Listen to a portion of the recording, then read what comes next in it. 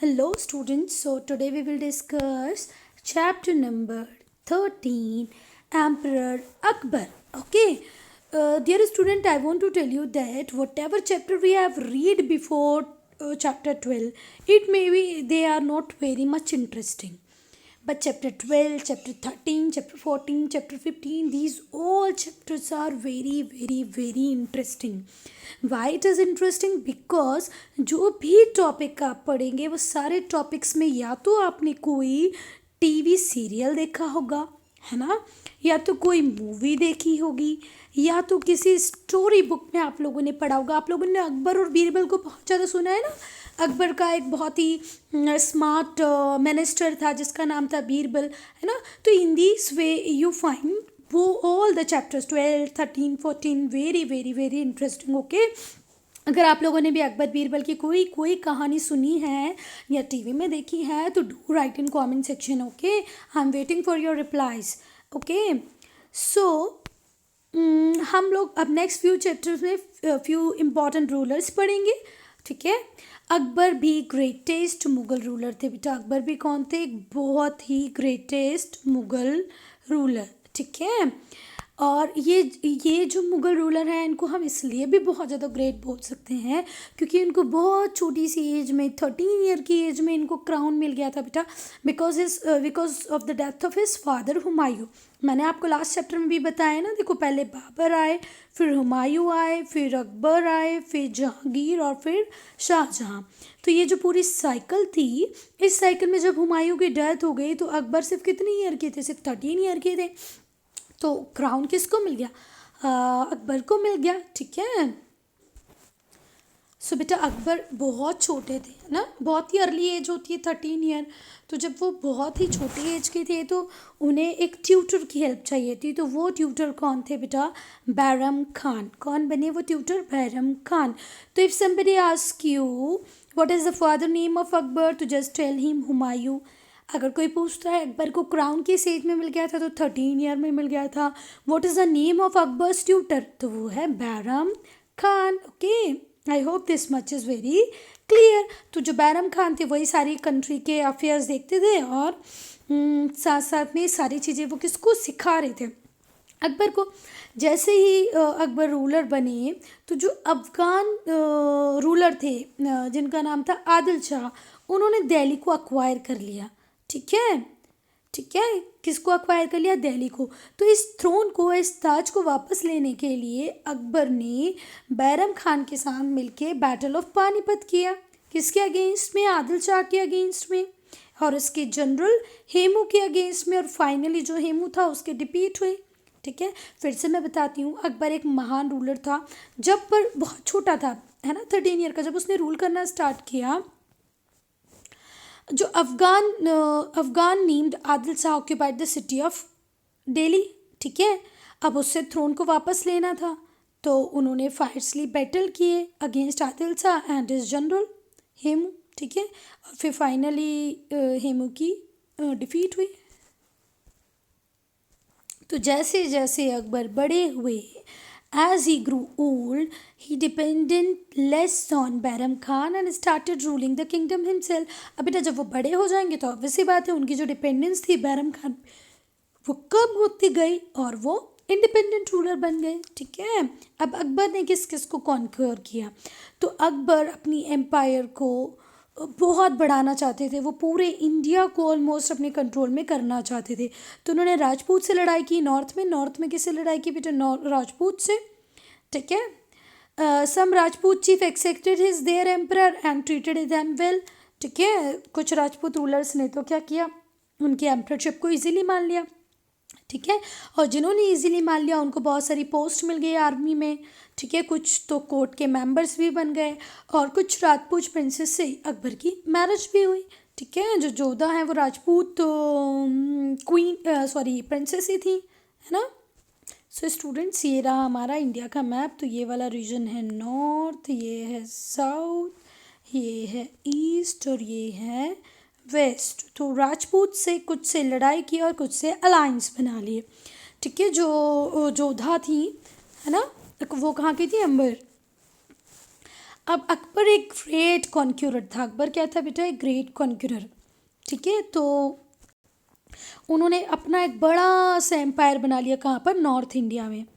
ठीक है, उसने बहुत सारे नॉवेल्स को अपने पास में बुलाया, अपने कंट्रोल में ले लिया। ठीक है, उसने मालवा के जो रूलर थे उनको डिफीट किया, गोंडवाना के रूलर को डिफीट किया, चित्तौड़ को डिफीट किया, रणथंबोर को अपने अंडर में लिया और गुजरात भी फाइनली उनके पास में चला गया। गोंडवाना को फिर रूलर ने रेस्टोर कर लिया। ठीक है, वो बात अलग है, पर चित्तौड़, रणथंबोर, गोंडवाना, गुजरात, मालवा, ये सब के सब एक टाइम में किसके कंट्रोल में आ गए थे बेटा? अकबर के कंट्रोल में आ गए थे। He also defeated the ruler of Bihar and Bengal. देखो यहाँ पर आप लोगों को यहाँ पर ये भी दिख रहा है ना, बिहार, बंगाल, तो फाइनली ये सब भी किसके कंट्रोल में आ गया था? अकबर के। तो ये जो आप एरिया देख पा रहे हो जो येलो पार्ट से कवर है, जैसे मेवाड़, मालवा, बेरर, गुजरात, सिंध, राजपूताना, अवध, इवन बिहार, बंगाल, ये सब किसके कंट्रोल में था बेटा? किसके कंट्रोल में था? अकबर के कंट्रोल में था। ठीक है,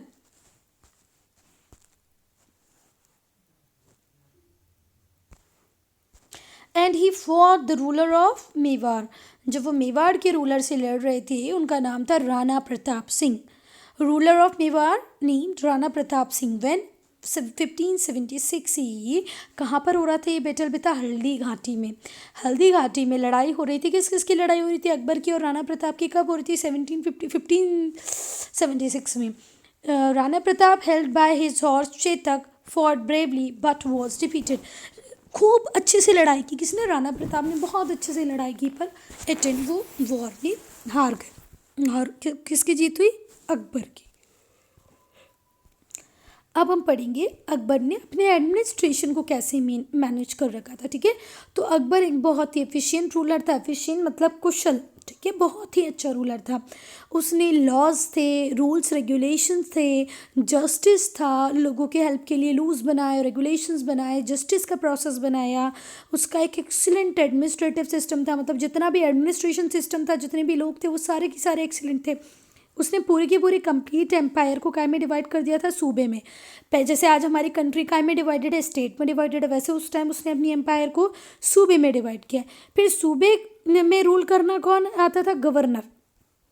was further divided into Parganas. तो पहले एक पूरी की पूरी एम्पायर को सूबेज में डिवाइड कर दिया। ठीक है, इस सूबेज को फिर अगेन परगनास में डिवाइड कर दिया। ठीक है, और परगनास के अंदर बहुत सारे छोटे छोटे छोटे छोटे विलेजेस आते थे। फिर से मैं बताऊंगी, ध्यान से देखो बेटा। पहले जो अकबर था उसने अपने पूरे एम्पायर को काय में डिवाइड कर दिया बेटा? सूबेज में डिवाइड कर दिया। ये 3 सूबे हो गए, 1 2 3। फिर इस सूबे के अंदर बहुत सारे परगने बन गए, जैसे ए, बी और सी। अब एक सूबे में, जैसे ये सी सूबा है, इसके अंदर बहुत सारे क्या बन गए बेटा? विलेजेस आ गए। जैसे हम बोल सकते हैं MNOPQR, एक बहुत सारे विलेजेस रहेंगे एक सूबे के अंदर। ठीक है, I hope this much is very clear to you. तो parganas collecting number of villages. ठीक है, परगनास को मिला दोगे तो सूबा बन जाएगा, और सूबे को मिला दोगे तो उसका बड़ा एम्पायर बन जाएगा। और जब आप हर चीज़ को छोटी छोटी छोटी यूनिट्स में डिवाइड कर देते हो बेटा, हर चीज़ को जब छोटी यूनिट में डिवाइड कर दोगे तो इनका जो कंट्रोल है वो बहुत ज़्यादा क्या हो जाता है? ईजी हो जाता है। ठीक है, तभी तो आज हमारी कंट्री में इतने स्टेट्स और यूनियन टेरिटरीज में हमने डिवाइड कर रखा है। ठीक है, अब Akbar as a ruler, Akbar कैसे रूलर थे? तो अकबर बेटा बहुत ही काइंड, दयालु रूलर थे। ठीक है, वो अपने लोगों को बार बार जाके उनके बीच में जाके देखते थे। वो अपने आप को डिज़ाइज कर लेते। डिज़ाइज करने का मतलब है वो नकली दाढ़ी मूछ लगा लेते थे, नॉर्मल ड्रेस पहन लेते थे। ऐसा नहीं कि वो राजा बन के बाहर जाते थे, नहीं तो उनको कुछ सच ही नहीं पता चलता। वो नॉर्मल पीपल का भेष बदल के कहाँ चले जाते थे? लोगों के बीच में जाते थे। वो देखते थे कि उनका जो एम्पायर है वहाँ पर जो लोग हैं वो खुश हैं कि नहीं हैं। बीरबल कौन थे? उनके एक मिनिस्टर थे जो उनके साथ हमेशा ही जाते थे उनके ट्रिप्स पे। ठीक है, Birbal was also known as for his wit. Birbal को भी उनकी होशियारी के लिए, चालाकी के लिए बहुत ज़्यादा जाना जाता है। और जो बीरबल थे वो 9 जेम्स, अकबर के कोर्ट में 9 जेम थे। अकबर के कोर्ट में कितने जेम्स थे बेटा? कितने रत्न थे? 9 जेम्स थे। और इस 9 जेम्स में बेटा बीरबल एक जेम थे। ठीक है, क्योंकि बीरबल बहुत होशियार थे, बहुत ही चालाक थे। ठीक है, और क्वेश्चन का आंसर उनके पास होता था, इसलिए बीरबल भी 9 जेम्स में से एक थे। अच्छा, एक जेम तो मैंने बता दिया, आप 8 जेम्स को गूगल करें और कमेंट सेक्शन में लिखें, ठीक है। Intelligent student do write in comment section. अब क्योंकि अकबर खुद नहीं पढ़ पाते थे, ना तो वो पढ़ पाते थे और ना ही वो लिख पाते थे। अब बेटा कैसे पढ़ पाएंगे, कैसे लिख पाएंगे, क्योंकि 13 ईयर की एज में तो उनको क्या मिल गया था बेटा, क्राउन मिल गया था, ताज मिल गया था, थ्रोन मिल गया था, है ना। पर बात ये होती है बेटा कि पहले जैसे आज हम 4 ईयर 5 ईयर के बच्चे को, आज 3 ईयर के 4 ईयर के बच्चे को एडमिट करा देते हैं स्कूल में, पहले ऐसे नहीं था। 7 8 ईयर के पहले तो कोई स्कूल जाने नहीं पसंद करता था, तो अकबर की जो फॉर्मल एजुकेशन थी वो बिल्कुल भी नहीं हो पाई, ठीक है। पर भी उनको लर्न करना बहुत अच्छा लगता था, ठीक है। और लर्न किए हुए मतलब जो भी लर्न मैन थे उनकी बातें सुनना भी बहुत अच्छा लगता था। वो उनको म्यूज़िक बहुत पसंद था, ठीक है। अकबर ने बहुत ब्यूटीफुल बिल्डिंग्स बनाई हैं आगरा में। एक नई कैपिटल बना दी थी जिसका नाम था फतेहपुर सीकरी। फतेहपुर सीकरी कहाँ है, आगरा के पास में। मतलब उस टाइम उन्होंने अपनी कैपिटल दिल्ली ना बना के क्या बनाई, फतेहपुर सीकरी बनाई, जो कि आगरा में है। और इम्पोर्टेंट स्ट्रक्चर की अगर हम बात करें तो फतेहपुर सीकरी में बहुत सारे इंपॉर्टेंट स्ट्रक्चर मिलेंगे, जैसे कि इबादत खाना, हाउस ऑफ वर्शिप, मतलब जहाँ पर बैठ के आप पूजा करोगे वो क्या हो गया, इबादत खाना। दीवाने खास मतलब जहाँ पर राजा नॉबल पीपल से मिलेंगे, मतलब राजा मिलेंगे रिच पीपल से, इसलिए उसको बोला दीवाने खास। फिर बनाया उन्होंने दीवाने आम मतलब जहाँ पर एम्परर किससे मिलेंगे, कॉमन पीपल से। देखो आम मतलब कॉमन पीपल, तो दीवाने आम में वो किससे मिलेंगे, कॉमन पीपल से, आम आदमी से।